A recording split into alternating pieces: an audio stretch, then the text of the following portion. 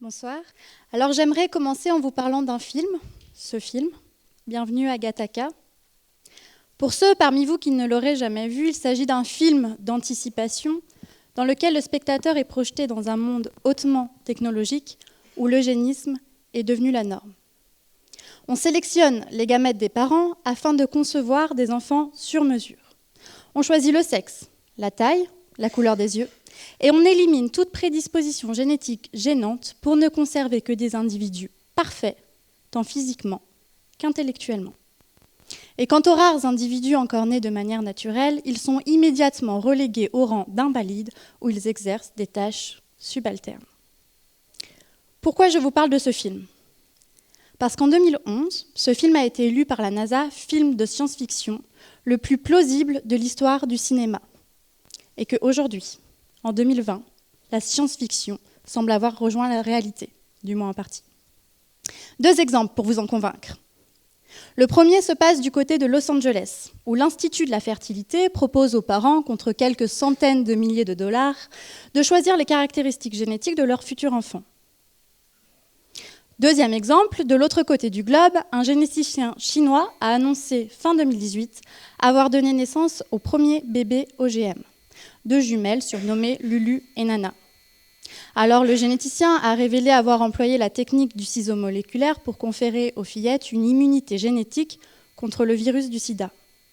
Sauf qu'en réalité, des études postérieures ont démontré que ces modifications génétiques avaient conduit à une augmentation de leur capacité cognitive.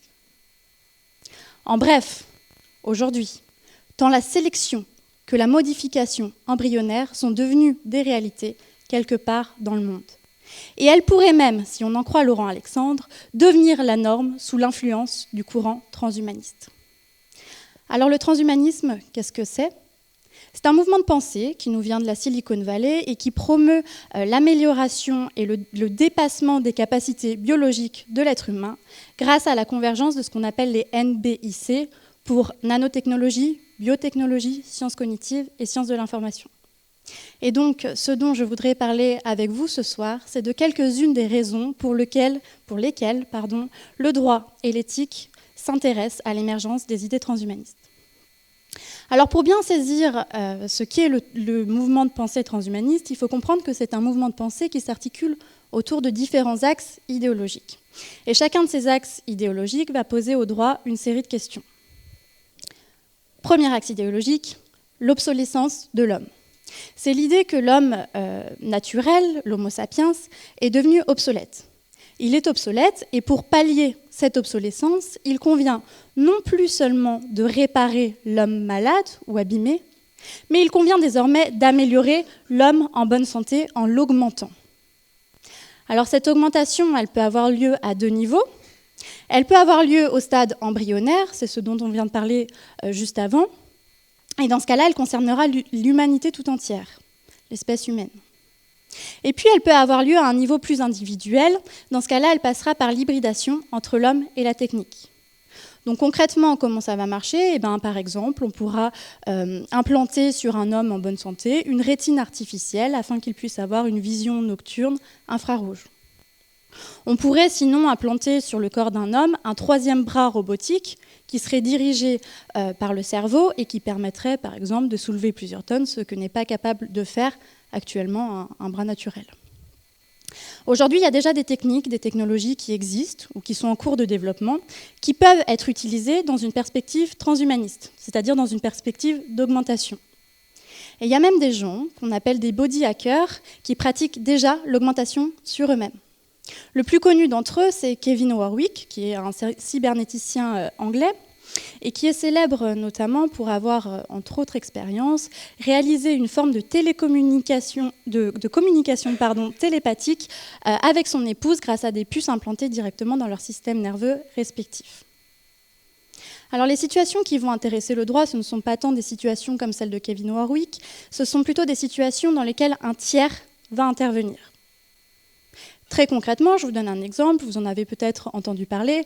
En 2016, une entreprise belge a proposé à ses employés volontaires, de se faire implanter une puce sous la main pour pouvoir pointer d'un geste de la main leur arrivée au boulot ou tout simplement pour pouvoir régler la cantine plus facilement, plus rapidement.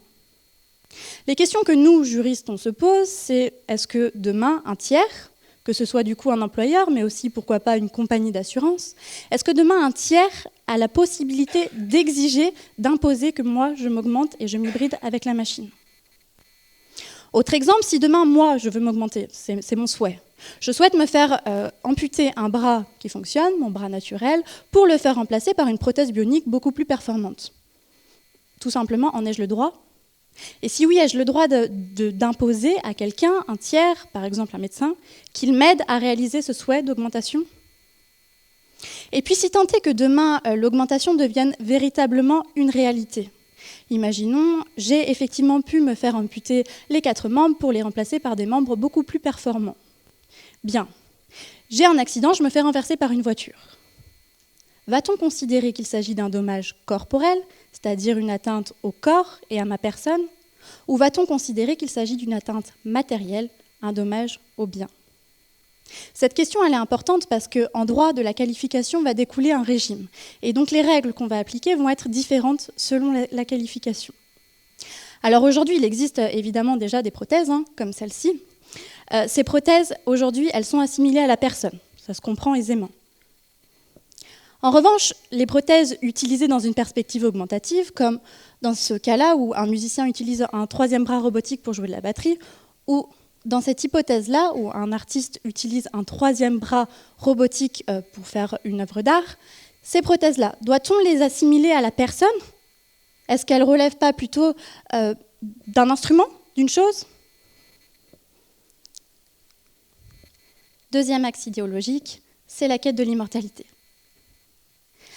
La quête de l'immortalité, dans sa dernière campagne d'affiches publicitaires, l'Association française du transhumanisme a révélé un slogan qui dit « Nous voulons toutes et toutes vivre vieux, mais nous ne voulons pas être vieux ». Autrement dit, les transhumanistes rêvent d'une société dans laquelle il n'y a plus de vieillissement, il n'y a plus de maladie, et une société où nous sommes immortels. Alors je vous laisse un peu imaginer les conséquences de la mort, ou du moins de l'allongement extrême de la vie, et les conséquences de la mort sur le système juridique. Exemple, si demain la mort disparaît, évidemment il n'y aura plus de droit des successions. Premier exemple. Si demain la mort disparaît, vont apparaître des problèmes de surpopulation, des problèmes de concentration de richesses entre la main de première population d'immortels, etc., etc. Soit autant de situations qui vont interroger le droit. Mais de manière peut-être un peu moins utopique et de manière plus concrète, la quête de l'immortalité pose déjà au droit des questions plus réelles. Ces questions, elles sont liées notamment au développement d'une technologie en particulier, celle-ci. Cette technologie, c'est la cryogénisation. La cryogénisation, c'est une technique de conservation des corps morts par le froid. Et cette technique, elle est promue et utilisée par certains transhumanistes qui estiment qui espèrent surtout que demain, la science et les avancées technologiques permettront de les ramener à la vie. Alors aujourd'hui, elle n'est pas légale en France, mais elle est autorisée dans d'autres pays, notamment en Russie ou aux États-Unis. La question qu'on se pose, nous, juristes français, c'est tout simplement, doit-on la légaliser ? Et si oui, si on en vient à la légaliser, quel statut doit-on reconnaître à l'être humain cryogénisé, cryopréservé? Est-ce qu'on doit continuer à le considérer comme une personne, c'est-à-dire comme un être titulaire de droits et d'obligations, ou est-ce qu'on doit le considérer plutôt comme un cadavre, étant entendu que le cadavre en droit est assimilé à une chose? Et étant donné qu'il n'est ni tout à fait vivant, ni tout à fait mort, en tout cas dans son esprit, puisque potentiellement susceptible de revenir à la vie, que doit-on faire de son patrimoine? Ouvre-t-on sa succession? Que fait-on de ses biens? Dernier axe idéologique, c'est l'idée du dépassement de l'homme. C'est l'idée que puisque l'homme est obsolète, il faut le dépasser, il faut aller au-delà de l'humain, créer mieux que l'humain. Pour cela, il faut accéder à une post-humanité. Et pour accéder à cette post-humanité, il y a 2 moyens. Le premier consiste à partir de l'homme pour accéder à une forme de surhomme. Donc on va substituer Homo sapiens par une espèce post-sapiens.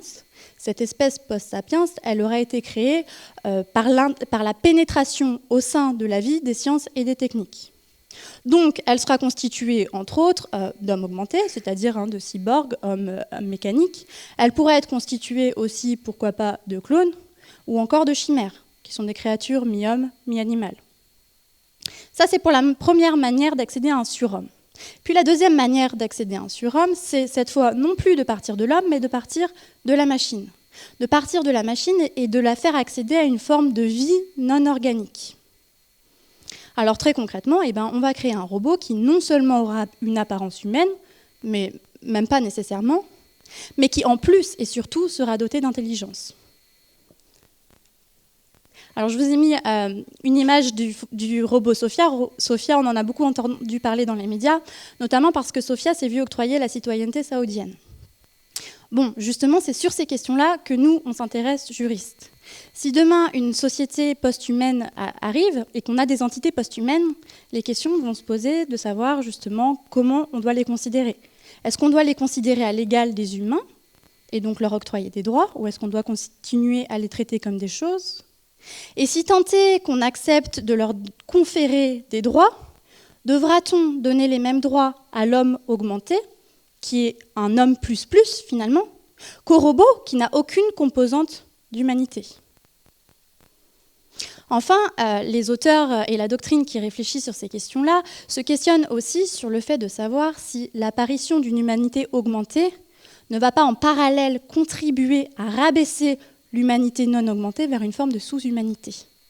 Finalement, la question qui se pose, c'est est-ce qu'on ne va pas voir se raviver une société de maîtres et d'esclaves ?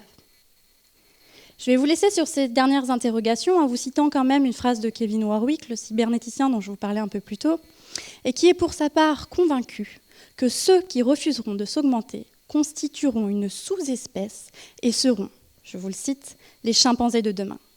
Merci.